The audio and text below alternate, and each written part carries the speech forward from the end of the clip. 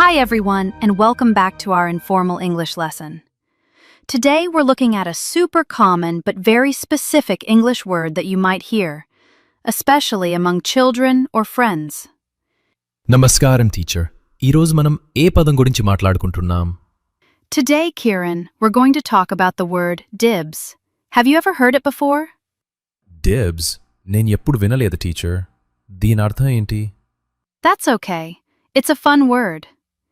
Dibs, D-I-B-S, is an informal slang word that people use to claim something or to say they have the right to something before anyone else. It's like saying, I claim this, or this is mine first. ఓ, అంటే నాది ముందు లేదా నేను దీన్ని తీసుకుంటున్నాను అని చెప్పడానికి ఉపయోగిస్తారా? Exactly. It's often used when you want to call shotgun in a car, the front passenger seat, or claim the last piece of cake, or maybe a specific seat on a couch. It's a quick way to establish priority. కార్లో ముందు seat కోసం లేదా కేక్లో చివరి ముక్క కోసం వాడతారా? చాలా ఆసక్తికరంగా ఉంది. తెలుగులో దీనికి సరిగ్గా ఒకే పదం లేదు కదా teacher? You're right, Kieran. There isn't one exact equivalent in Telugu. It's more about the concept of claiming something quickly. People usually say, I call dibs on, or just dibs, followed by what they are claiming. అర్థమైంది. అంటే I call dibs on the window seat లేదా dibs on the last cookie అని అంటారా? Perfect examples, Kieran. That's exactly how it's used. It's almost like a mini informal agreement or rule that people implicitly understand. If someone says dibs, they get it. ఇదెవరైనా వినియోగించినప్పుడు మిగిలిన వాళ్ళు ఒప్పుకోవాలి అంతేనా? Pretty much.